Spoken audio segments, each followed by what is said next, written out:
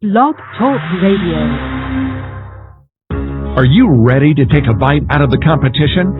Are you looking for ideas to make your business better? Welcome to the Core Business Show with Tim Jacquet, sponsored by Apple Capital Group. At the core of every successful business, you'll find people making a difference. And with each episode of the Core Business Show, we talk with those people, examine those ideas, and explore the strategies that make them special. Now, the host of the Core Business Show, Tim Jacquet.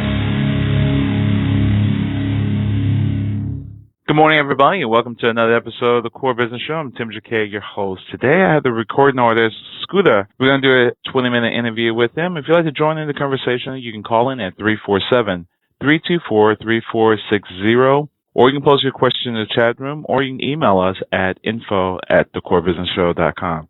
Well, Scooda, welcome to the program. Hey, thank you for having me. How you doing? Great. Question. Our guests love to hear personal stories on how artists become who they are. So if you mind, kind of tell us where you're from and how did you get started and how did you pick your name Scooda? Okay, well, first I'm from St. Louis, Missouri, born and raised here, and I've been doing Christian hip-hop for about 12 years now. And really, I've been going to church my whole life, and, you know, I've been just trying to be positive my whole life. I never really was the type to be a thug-related things like that, drugs and stuff like that. I never was the type to really do that. I was just like a flirty person. I thought I could just be, you know, a flirty person and still go to church and, you know, just be me and, you know, and do stuff like that. So I just got my life right and, you know, got my life together and stuff, got married, got kids and everything. And I'm just trying to, you know, live right and be positive and set an example for a lot of young people out here. I'm actually 24 myself. So I'm just trying to basically just, you know, just live a good life, you know, and Absolutely. It's a lot of negative stuff going on in the world. It's a lot of bad things. Every time you turn on the news, it's something crazy, you know, or something outrageous, and you don't really hear too many positive things going on. So I just want to shine a positive light on things. And the name Scooda actually is like a childhood nickname. So I just went on ahead and just put that as far as my music goes, you know, and we just ran with it. Wow. So tell me about your music. How did you actually get started in music? Like I said, I've been doing it for about 12 years. I actually had a big brother type figure in my life, and he was doing gospel music, Christian music, and stuff like that. And I always I was like, man, you could do that? You know, I never really thought it could be done. And the way that he was doing it, I was like, okay, cool. Well, let me try. You know, and I started just off of being, you know, one of those nosy kids, like, oh, okay, let me try something different. I don't see nobody doing this. Let me try. But then it began to grow on me, become a big part of my life. And it started to change me as I was trying to, you know, just being nosy and seeing what it was all about. It became to stick with me. So I've just been doing it, you know, ever since then. Oh, wow. When you develop your music, were you active in high school or middle school in learning music? Do you play an instrument? Well, I used to play the drums, and I used to always listen to music, like always in my earphones. I will always music 24/7, 24/7. Just always listen to music, and always wonder what it would be like to be on stage. At this time, I wasn't really thinking straight on, you know, influencing people. Around that time, I just wasn't trying to influence people. I just wanted to get on the stage. It looked fun, you know, seeing live events and seeing concerts and stuff. And seeing how people would be on stage and how they could command a crowd either in a negative way or a positive way. So I always wanted to be in control like that. I'm like, man, wow. You know, they're on stage. They got my attention like that. And I always wanted to be the type to, you know, grab people's attention, whether it be playing outside or in class. I used to be a class clown. I'm telling on myself. But I used to be a class clown because I wanted the attention. And that's one thing that caught my eye when I used to listen to music and watch people perform. I'm like, wow, people really have, you know, other people's attention doing things like this, you know. So I agree. Like I said, it was just being real nosy and, you know, just wanting to do what I saw, something that was like, wow, this is a real big thing. Like, people really listen to people that's on stage. And I always wanted to be a person that I wanted people to listen to me. Who were the people you actually look up toward when you were growing up, musical artists? Who influenced you? A person that influenced me also here out of St. Louis, Missouri, his name is Flame. He goes by the name of Flame. He's a Christian hip hop as well. And also, I actually looked up to a well-known artist by the name of Ludacris.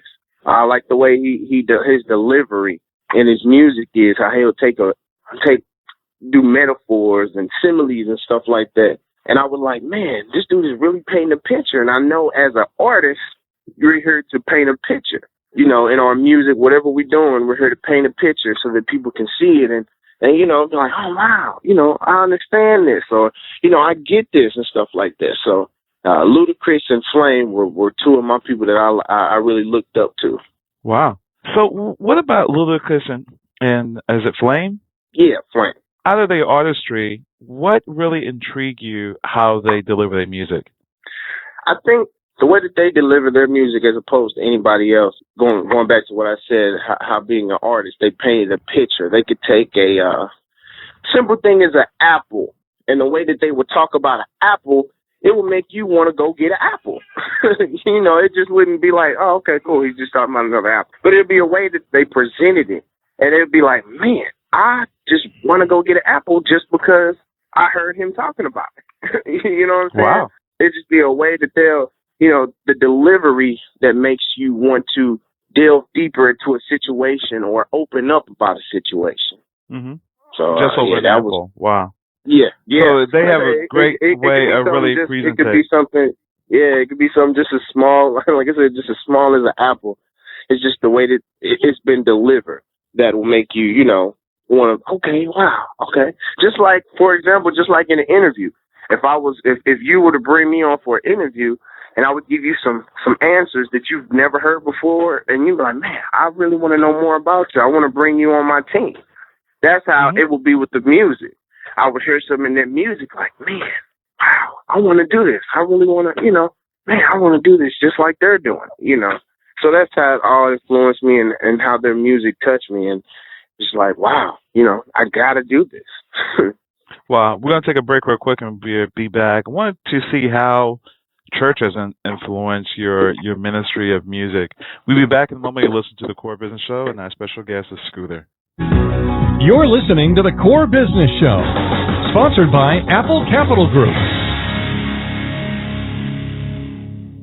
Apple Capital Group in Jacksonville, Florida, is a commercial lender that specializes in asset-based loans, equipment leasing and financing, invoice financing, commercial real estate loans, and asset-based financing in the U.S. and Canada. Apple Capital Group is a direct lender that lends on their private equity investment portfolio. 90% of most loans are decided within 2 hours, and vendor funding within 24 hours after documents are completed, with a one-page application. No slow no's, just a quick decision and a fast yes. To get more information about lending from Apple Capital Group, call 866-611-7457. That's 866-611-7457 to speak with one of our loan specialists. Or visit us right now at applecapitalgroup.com. Welcome back to the Core. Once again, here's Tim Jacquet. Again, welcome back to the program. Tim Jacquet, your host. Today we're having an interview with Scooda. He's a hip-hop recording artist. Back to the question I just mentioned earlier about church having an influence with your particular ministry. Tell us, what was the church role in your ministry? Well, the church role was in, like I said, when I first wanted to start doing rap and things like that, I just wanted to do it, like I said, just to grab people's attention, just to be like, oh, okay, Scooda. Oh, everybody heard about that dude, Scooda. He's cool. I like him, you know, just to be popular, so to speak. And as I began to go to church and as I began to get serious about church and my life started to change, I wanted to, you know, my whole focus was about God. My whole focus changed. So I just wanted to, you know, I wanted to be the person that always talked about God. I wanted to help lead people, help influence people to go to church. So what better way to do it than the thing that I wanted people to have me be the most popular person in, and that's in rap. Mm-hmm. And at the time, rap was Christian rap or gospel rap wasn't really something that people would listen to. It wasn't really, you know, something that people were like, oh, okay, cool, I'll listen to that.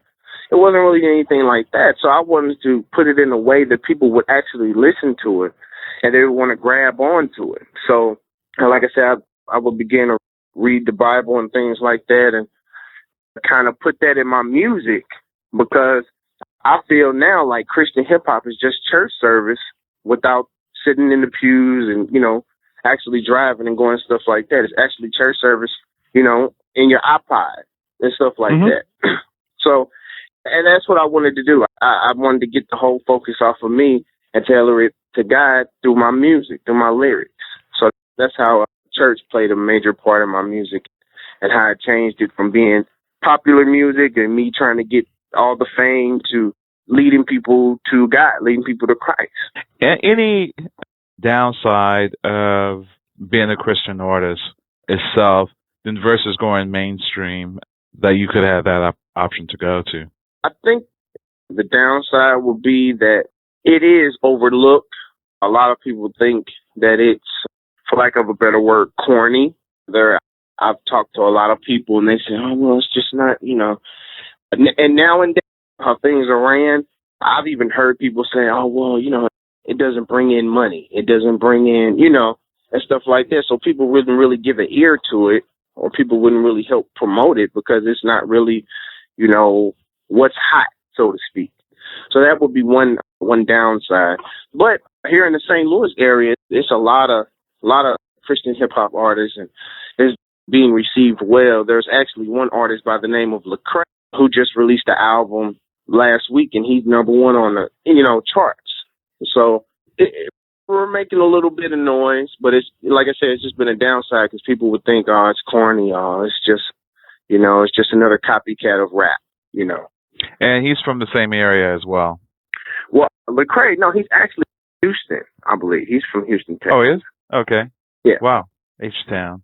Yeah. Tell us about, when you actually write your music, how do your lyrics come to you? Well, for a while, when I was making my music, would come from what I've been taught in church, the knowledge that I've gained from the Bible and things like that. And now I've gotten to a place to my music to where I just want to write off of personal experiences. I would talk about personal experiences I've been through. I've been, like I said a little earlier, I was the type of person that would flirt a lot. I was very flirtatious. that was just me. I would just, I just loved the women. I didn't have any other excuse. I just loved the women. So I would talk about personal experiences on how, I would be very flirtatious and things. And now that I'm married, I don't do that. I have a wife, I have kids now, and I would just talk about how, going to church has made me a better person in that department where I had a weakness in women. That was my weakness. But going to church and striving to be a better person really helped me to become the man that I am today. Wow. It kind of gives some samples of some of the music, some of the top titles that you've written so far, and how those have been well received. Okay. I have this one song. It's called Ministry. And, it'll let you know that it's talking about church. And with that song, it's basically just, I'm really not sugarcoating anything. I'm just telling people things that are not the right way to do, the things that are not the right thing to do as far as living, and so, how you carry your life and things like that. And it's really a straightforward song, just telling people, hey, you got to stop doing this. You got to live like this. You can't, it's a better way, because a lot of people think that the best way, is turning to drugs and stuff. It gets your mind off things, and that's not really true. I mean, there's a better way. It's a better way to live, and it's a better way to get solutions to your problems. So that's on that song Ministry. I have a song called New New, and that song is just basically talking about how every single day that we wake up, we're given a new opportunity at a better chance of living. We're given a new chance. Every time we wake up, everybody knows that tomorrow's not promised. Everybody, whether you're in church or not in church, everybody knows that tomorrow's not promised. So with the song, it just encourages people that every day that we wake up, we're given a new chance, a new opportunity to do better than we did the day before. I got a song. Also, I got a song I just released. It's called What I Do. And that song is just basically talking about, like I said, my personal experiences on how I used to do one thing and how I lived back then. That's back then. What I did, that's in the past. Now, this is what I do. Living right, going by reading the Bible, taking care of my family. It's just basically talking about all the things that I did is in the past, and what I'm doing now is going to lead me to the future. Absolutely. What do you, if you imagine yourself in the next probably 10 years from now, where you want to be as an artist? In the next 10 years, I want to be able, I work a 9 to 5 now, take care of my family. I want to be able to just have the music take care of me and my family. I wouldn't have to work. We'll be able to, we'll be able to stand on our, just for the music and everything. And I want to be able to touch everybody. My goal is to touch everybody with my music and let them know that, hey, you are somebody, you are loved, and it's a better way of living. And that's the bottom line with my music. I just want to make sure I reach as many people as I can, letting them know that you're loved, there's a better way of living, and you are somebody. Wow. That's really awesome. In closing, what do you like to leave us with, and where can we find some of your music? Well, what I'd like to leave anybody that's listening, I would just like to let you know, if you're going through a situation, if you're going through a problem, we all go through problems. There's nothing different. It's just the size of the problem. Everybody has problems, whether it's little, big, or what have you. Everybody has problems. It's just the way that you deal with your problem that'll help you out in the long run. If you make a mistake now, it could mess you up for the rest of your life. But if you do something good to help your life, help those that's around you, that'll be the biggest thing that you've ever did, and it'll be a good thing that you've done.